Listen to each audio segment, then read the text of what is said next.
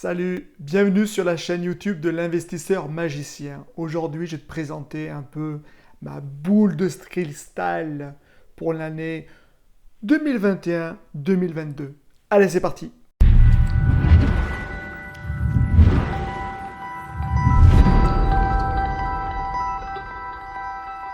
Si tu ne me connais pas, je suis un investisseur immobilier depuis plusieurs années et j'en vis totalement. C'est pour ça que je suis un rentier immobilier. Alors, je vais te parler un peu de mes prédictions. Alors, c'est que mes prédictions. Je n'ai aucune boule de cristal, bien sûr. Mais par contre, c'est mon ressenti pour l'année 2021-2022, sachant que l'année 2020-2021 a été pas mal perturbée et il y a eu des changements de comportement et je vais essayer de te le dire ici. Alors, première des choses, l'immobilier, il y en a qui vont dire « Oh là là, ça va tomber, c'est la crise ». Ben non. Non, l'immobilier pour moi c'est une valeur sûre. J'ai déjà fait une vidéo dessus, mais pour moi l'immobilier c'est pas quelque chose qui va descendre de 40%, de 50%. On ne parle pas des crypto-monnaies. L'immobilier c'est bien particulier et c'est quand même assez sûr. Même très sûr. On va parler de la location courte durée. Alors moi il faut savoir que la location courte durée, je l'ai arrêtée.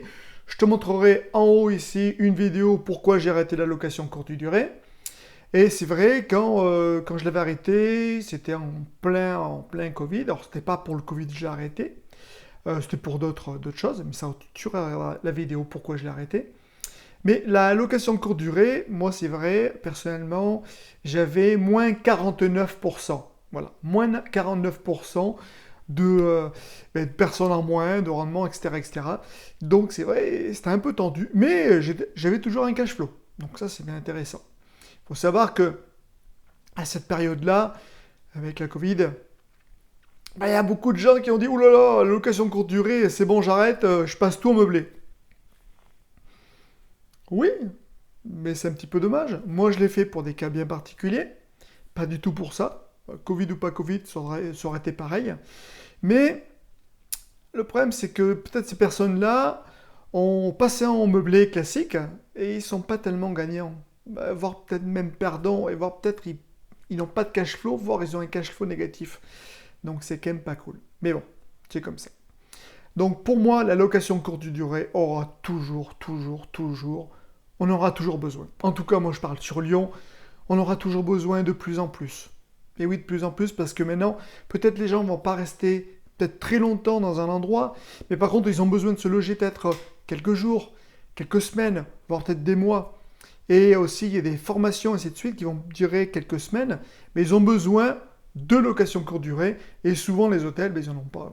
Voilà, tout simplement parce qu'il n'y a pas de cuisine à l'intérieur, et même souvent, maintenant, l'employeur dit, non, mais écoute, moi, je ne rembourse pas la cuisine, tu te débrouilles. Voilà. Donc, pour moi, la location courte durée, ça a toujours une vie. Je vais parler des colocations. Colocation, il y a pas mal de gens, en tout cas, moi, je parle pour Lyon, là, qui ont investi vraiment en colocation. Il y en a de plus en plus, c'est très tendu. À l'heure actuelle où je tourne cette vidéo, moi il me reste encore une chambre à louer.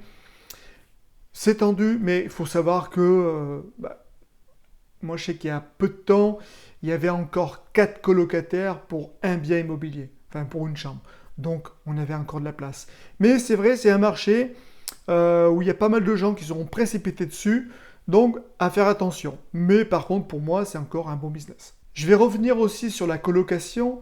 Parce que la colocation, on pense que jeune étudiant ou alors jeune actif, mais il n'y a pas que ça. Non, maintenant, il y a même des adultes qui n'ont pas envie de se retrouver seuls chez eux, des célibataires. Une coloc de deux chambres, c'est demandé. Donc, ça peut être aussi un plan intéressant et ne pas penser que c'est que étudiant ou jeunes actifs. Après aussi, on peut parler aux anciens parce que les anciens aussi ont besoin de se retrouver ensemble. Donc, une colloque d'anciens, ça aussi, ça peut se faire. Et ça commence à se voir de plus en plus. Pour tout ce qui est location nue ou meublée, moi, location nue, je n'en fais pas. Location meublée, pour moi, ça va continuer, voilà, il n'y a pas de baisse, voilà. Moi, je sais que tous mes biens que j'ai mis en meublé ont été loués, mais tout de suite. Donc, c'est pour ça, pour moi, ça, c'est... tant que le bien, il est bien fait, ainsi de suite, il n'y a pas de problème pour ça. Donc, pour moi, je ne vois pas de changement là-dedans. peut-être même une augmentation, c'est possible. Là, je vais parler un peu en dehors de Lyon, mais ce qu'on voit, ce qu'on remarque, moi personnellement aussi, j'ai acheté une maison à la campagne, et donc il y a beaucoup de gens maintenant qui quittent les grandes villes et qui vont à la campagne ou dans les petits villages, les petites villes, pour au moins avoir un espace de verdure. Parce que voilà, si on est encore confiné ou peu importe, maintenant les gens ont besoin de verdure, et tant mieux.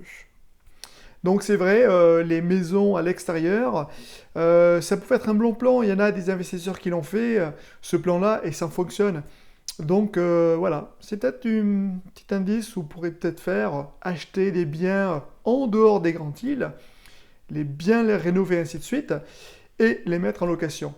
Tiens, je pense juste comme ça, j'ai vu un reportage sur M6 où le maire vendait carrément un immeuble à 1 euro. Le but, c'était juste refaire son immeuble et avoir des locataires dedans. Donc voilà. Donc tout ça, ça va prendre de l'ampleur parce que malheureusement, on voit des biens à l'extérieur dans des villes qui ne sont pas encore des villes fantômes. Pas encore, je dis. C'est pour ça que si on peut vraiment investir dans ces villes-là, franchement, pour moi, c'est top. Et je vais parler vite fait des prêts immobiliers. Alors les prêts immobiliers, ça a été tendu, ainsi de suite. Là, ça redémarre. Donc cette vidéo, je la tourne en mai 2021. Ça redémarre. Ça va durer. Ça sera peut-être un peu plus difficile. Les dossiers ce seront peut-être un peu plus longs. Par contre, c'est clair. Avant, il fallait 3 mois. Maintenant, on commence un peu à taper presque les 4 mois. Donc voilà, c'est un peu plus long. C'est un peu plus long. Mais par contre, on arrive toujours à investir. Enfin, il n'y a pas de souci pour ça. On arrive toujours à avoir un prêt. La banque a besoin d'investisseurs comme nous. Donc voilà. Donc pour ça, je ne vois pas tellement de problème. Par contre, peut-être un peu plus tendu. Mais en tout cas, ça fonctionne. Donc en résumé, l'immobilier, c'est pas mort. Bien au contraire. L'immobilier, pour moi, c'est une valeur sûre. C'est stagne. La crypto-monnaie à l'heure actuelle, je tourne en mai 2021. Ça y est, c'est l'explosion. C'est l'Eldorado. Ah oui, c'est sûr, on peut faire des trucs énormes. Hein.